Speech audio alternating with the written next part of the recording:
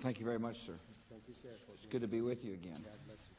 And it is my honor to visit the Islamic Center of Washington once again.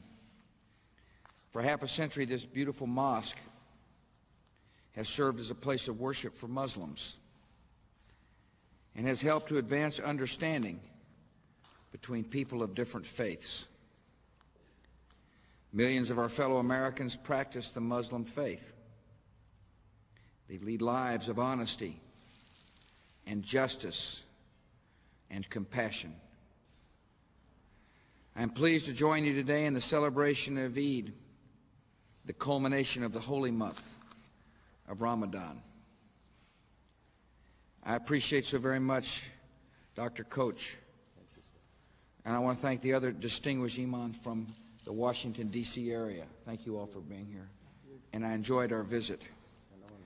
I also appreciate the Muslim school children who are here telling me stories and reading poems and showing me artwork. Please tell them thanks again for their hospitality. Islam traces its origins back to God's call on Abraham. And Ramadan commemorates the revelation of God's word in the Holy Quran to the Prophet Muhammad, a word that is read and recited with special attention and reverence by Muslims during this season. Over the past month, Muslims have fasted, taking no food or water during daylight hours, in order to refocus their minds on faith and redirect their hearts to charity. Muslims worldwide have stretched out a hand of mercy to those in need. Charity tables at which the poor can break their fast line the streets of cities and towns. And gifts of food and clothing and money are distributed to ensure that all share in God's abundance. Muslims often invite members of other families to their evening iftar meals, demonstrating a spirit of tolerance. During Eid al-Fitr, Muslims celebrate the completion of their fast and the blessings of renewed faith that have come with it. Customs vary between countries, from illuminating lanterns in Egypt to lighting firecrackers in Pakistan, to inviting elders to traditional feasts in Niger. Around the world, families and neighbors and friends gather to share traditional foods and congratulate each other on meeting the test of Ramadan.